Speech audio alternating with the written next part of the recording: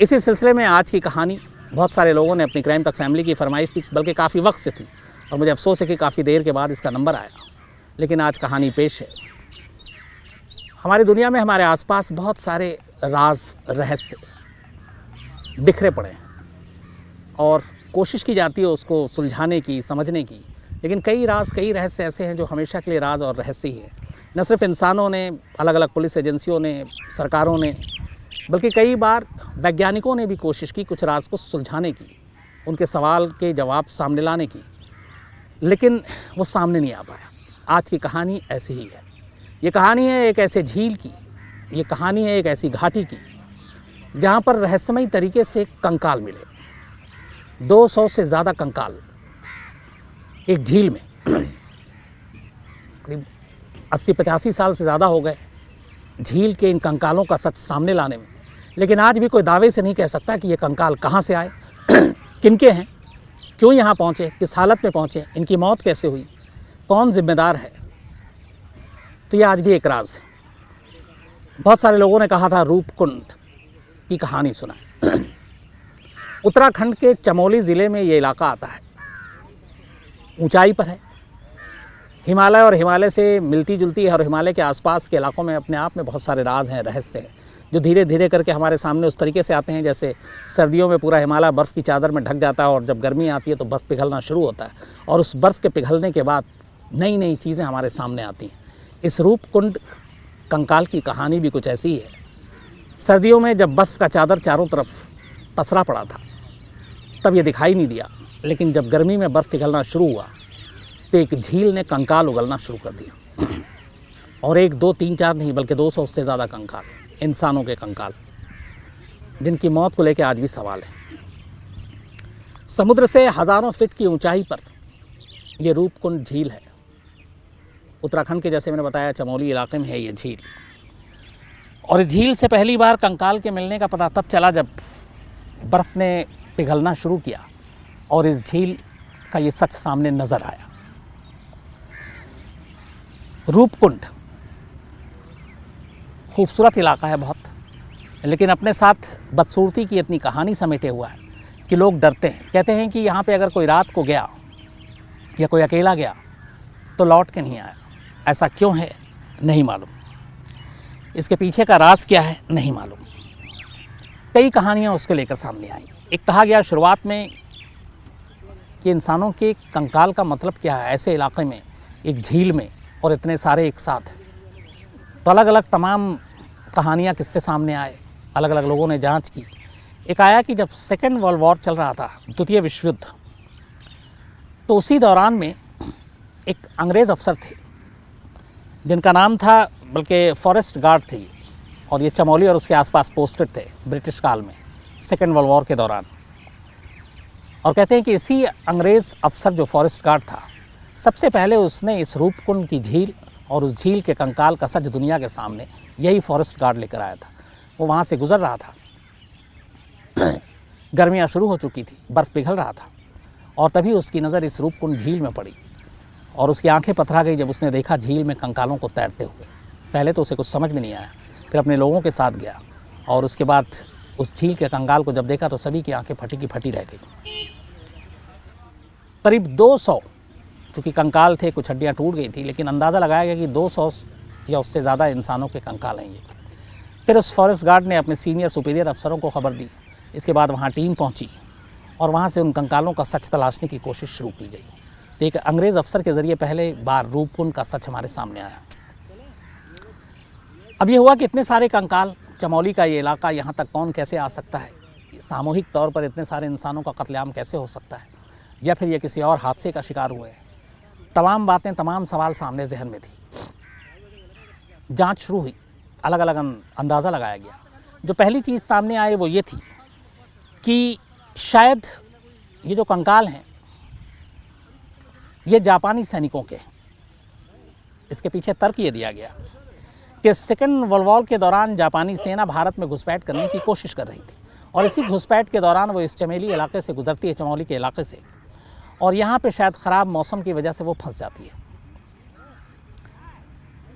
और उसी तूफ़ान के ये लोग शिकार होते हैं और उनकी लाशें इस झील में पड़ी मिलती हैं। तो ये जापानी सैनिकों की लाशें हैं, ये जापानी सैनिकों के कंकाल हैं। पहली चीज़ ये सामने आई। इसके बाद उन कंकालों को तब तक निकाल कर ब्रिटिश सरकार और ब्रिटिश अफसरान उसकी छानबीन कर रहे थे। उस छानबीन के दौरान उन्हें पहली चीज़ ये पता चली कि ये कंकाल पुराने हैं। मतलब सेकेंड वर्ल्ड वॉर की जो थ्योरी सामने आ रही है कि ब्रिटिश सैनिक ने जो बताया कि शायद जापानी सेना जो भारत में घुसपैठ कर रही है वो किसी तूफ़ान में फंस गए और ये उनकी लाशें, उनके कंकाल हैं। लेकिन जांच में जब ये सामने आया कि ये कंकाल बेहद पुराने हैं, तो ये थ्योरी अपने आप गलत हो गई, क्योंकि जापानी सैनिक उस वक्त और जो लाश का एज थी, उन दोनों में ज़मीन आसमान का फ़र्क था। तो फिर ये हुआ कि नहीं, ये जापानी सैनिकों की लाशें नहीं हो सकती, क्योंकि कंकाल बेहद पुराने हैं। तो कोई किसी नतीजे तक नहीं पहुंच पाया। जांच फिर भी जारी रही, तलाश करने की कोशिश की गई कि इन कंकालों का रहस्य क्या है। ये जो कंकाल मिले थे ये 1942 में मिले थे। तो 42 के हिसाब से 60 और 20, 80 तो 82, 82 ईयर्स हो गया, 82 साल की बात है। 1942 मतलब अंग्रेज़ों के हमारे देश से जाने से करीब 5 साल पहले की बात है। तो जापानी सैनिकों की थ्योरी गलत साबित हो गई, लेकिन जांच जारी है कि आखिर सच क्या है। और इसी दौरान में एक थ्योरी और नई सामने आई। वो थ्योरी ये थी कि उस वक्त कश्मीर के जो जनरल थे जोरावर सिंह, उनकी सेना इस तरफ आई थी और ये जोरावर सिंह की सेना की ही लाशें और उनके सैनिकों के कंकाल हैं। और ये बात लगभग जब ये कंकाल मिले उससे 100 साल पुरानी थी। कंकाल मिलती है 1942 में, और जनरल जोरावर सिंह और उनके सैनिकों की जो बात थी वो है 1841 की, 1841 की। कहा गया था कि उस वक्त जनरल जोरावर सिंह तिब्बत युद्ध के, लद्दाख और तिब्बत ये सारी चीज़ें आपको कहानी सुनाई है। तो जनरल जोरावर सिंह अपनी सेना के साथ 1841 में तिब्बत युद्ध से लौट रहे थे और इसी चमोली के रास्ते वो वापस कश्मीर की तरफ जा रहे थे। लेकिन रास्ता भटक गई पूरी सैनिक, और रास्ता भटकने के बाद वो इस तरफ चले आए। और ये कहा गया कि उसी वक्त मौसम ख़राब हुआ और आसमान से बड़े ओले गिरे, और वो जो ओले थे वो एक एक ओला जो है क्रिकेट के बॉल के जितने साइज़ का था। इस रूपकुंड झील के आसपास का पूरा इलाका खुला था, सिवाय सर पे आसमान के और कुछ था नहीं, कहीं छुपने का कोई आसरा नहीं था। तो इन ओलों से बचने का मौका नहीं मिला इन सैनिकों को, और वो ओले इन लोगों को इस तरह से इनके ऊपर गिरे कि सैनिकों की मौत हो गई 1841 में। चूँकि वीरान इलाका था, ओलों ने सर को अपना निशाना बनाया, और इसीलिए ये जोरावर सिंह के सैनिकों की सारी कंकालें हैं। इस बात की पुष्टि के लिए एक और तर्क दिया गया कि जो कंकाल मिले थे उनके सर पे ज़्यादातर के चोट थे और सर फ्रैक्चर था, सर की हड्डी टूटी हुई थी बहुत सारे सैनिकों की। तो उसको इससे जोड़ा गया कि जब क्रिकेट के बॉल के साइज़ का एक ओला आसमान से गिरे और सर पे लगे तो फिर सर पे किस तरीके की चोट आएगी, सर की हड्डी टूटेगी, फ्रैक्चर होगा। तो ये कहा गया कि ये बिल्कुल जोरावर सिंह के सैनिकों की ही लाशें हैं। बात यहाँ तक आई, लेकिन फिर कई चीज़ें थी कि नहीं, ये पॉसिबल नहीं है। इसके बाद कई और सारी थ्योरी आई। एक जो लोकल चमोली और उत्तराखंड के तमाम लोग हैं, उनकी एक पुरानी मान्यता थी इस कंकाल को लेकर, और उनकी मान्यता ये है कि कन्नौज के एक राजा हुआ करते थे जिनका नाम था जसधवल।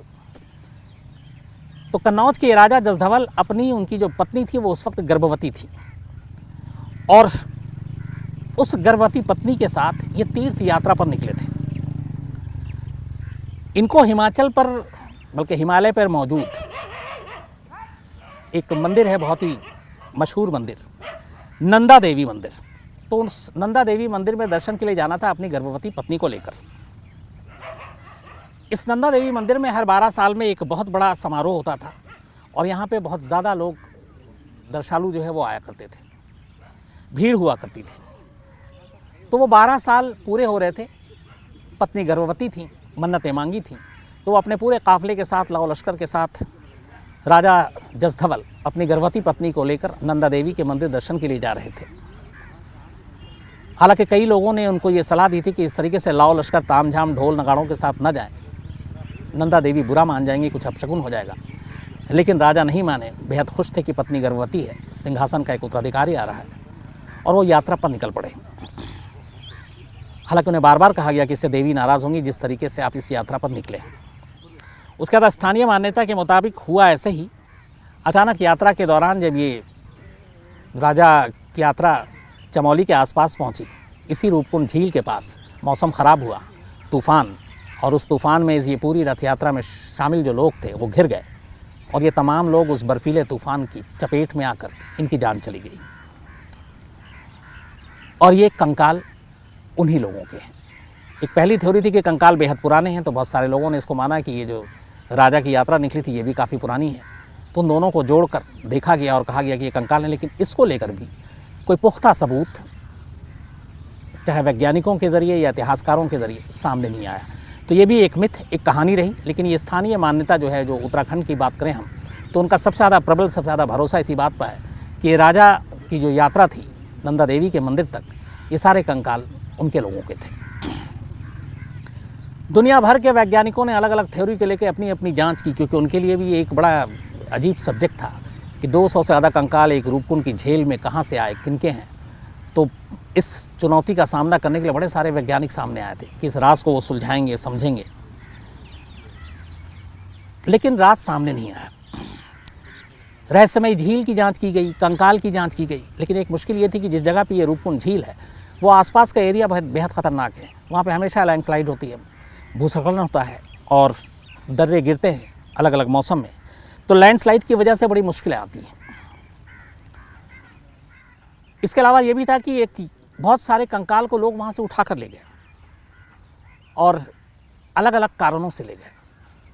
कुछ लोग मान्यता के तहत ले गए, कुछ चोरी के मकसद से ले गए, लेकिन कई जो वैज्ञानिक थे उनका मानना है कि इस रूपकुंड झील में सिर्फ 200 नहीं बल्कि इससे बहुत ज़्यादा कंकाल थे। लेकिन बहुत सारे लोग उन कंकालों को वहाँ से उठाकर ले गए। कुछ वैज्ञानिक अपने तरीके से जांच करने के लिए भी कंकाल को ले गए। कुछ वैज्ञानिकों ने जांच की और उन्होंने दावा किया ये जो रूपकुंड झील में जो कंकाल मिले हैं वो सिर्फ भारत के लोगों के नहीं हैं, बल्कि भारत के अलावा ग्रीस और साउथ ईस्ट एशिया के कई लोगों के हैं। तो अब यहाँ पे एक नई थ्योरी आई कि सिर्फ भारतीय नहीं है जो मारे गए, बल्कि ग्रीस, यूनान के भी लोग हैं, साउथ ईस्ट एशिया के भी बहुत सारे लोग हैं। फिर उनका ये भी कहना था कि अपनी जांच के बाद ये सारे कंकाल एक साथ इस झील में नहीं आए, बल्कि अलग अलग वक्त में आए और धीरे धीरे जमा होकर इनकी तादाद 200 से ज़्यादा हो गई। मतलब एक साथ इतने लोगों की मौत नहीं हुई। एक थ्योरी ये भी आई। हालांकि जो कंकाल की जांच की गई उसमें पुरुष, महिला, बच्चे, बुजुर्ग हर एक के कंकाल थे, सभी लिंग के थे, सभी उम्र के थे।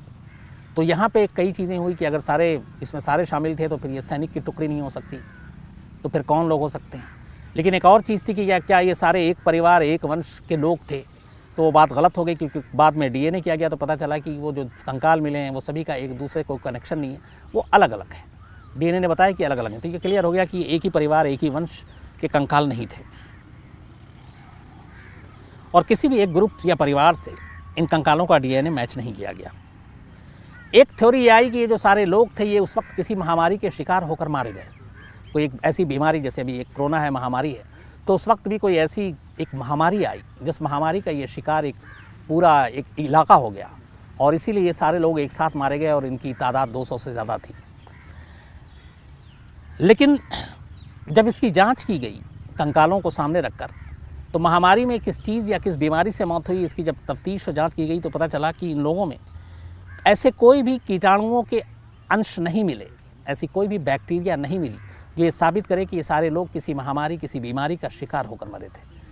तो एक शक ये जताया गया, लेकिन जब जांच हुई तो इन थ्योरी को भी खारिज कर दिया गया, क्योंकि कोई ऐसी बीमारी या कीटाणु के अंश मिले नहीं। तो महामारी और बीमारी इसको खारिज कर दिया गया, ये मौत की वजह नहीं थी। लेकिन एक चीज़ जो इस पूरे है, जो राज नहीं समेटा गया, वो ये है कि ये सारे 200 से 300 के बीच में जो कंकाल थे, जो हड्डियाँ थीं, ये एक वक्त में एक साथ इस झील में नहीं आए, बल्कि अलग अलग वक्त में अलग अलग आए। लेकिन अलग अलग भी क्यों आए, एक ही झील में क्यों आए, इस सवाल का जवाब नहीं मिला। कुछ का कहना था कंकाल के पुराने होने की वजह से, कुछ लोगों ने ये कहा कि ये लगभग 1000-1200 साल पुराने कंकाल यहाँ पड़े थे, 7वीं से लेकर 10वीं शताब्दी तक के ये कंकाल हैं। मतलब बेहद पुराने। उस ज़माने में दुनिया ने इतनी तरक्की नहीं की थी, न हवाई जहाज़, न प्लेन, न गाड़ियाँ, न मोटर गाड़ियाँ। तो 7वीं से लेकर 10वीं शताब्दी तक के कंकाल कहा गया, लेकिन उसकी भी पुख्ता जानकारी फिर नहीं मिली कि वाकई ये इतने पुराने हैं। कुछ लोगों का कहना था कि ये कंकाल यहीं के आसपास के लोगों के थे, लेकिन पुराने थे। और ये भी कहा गया कि इस कंकाल की जो जांच की गई, जो हड्डियों के फ्रैक्चर मिले, बाकी चीज़ें मिली, कि 2 अलग अलग हादसों के शिकार हुए लोगों के ये कंकाल हैं। मतलब किसी एक तरह से ये नहीं मरे हैं सारे, 200 से 300 जो कंकाल थे, अलग अलग हादसों में, कम से कम 2 अलग अलग हादसों में ये लोग मारे गए। लेकिन इनकी मौत को लेकर भी वैज्ञानिक और बाकी जांचकर्ता एक मत नहीं थे, एक राय नहीं थे। उनका कहना था कि कुछ लोग, हालांकि जो जांच में आई थी, फ्रैक्चर से मारे गए, कुछ के चोट के निशान थे, कुछ के हाथ पैर के हड्डियों में निशान थे।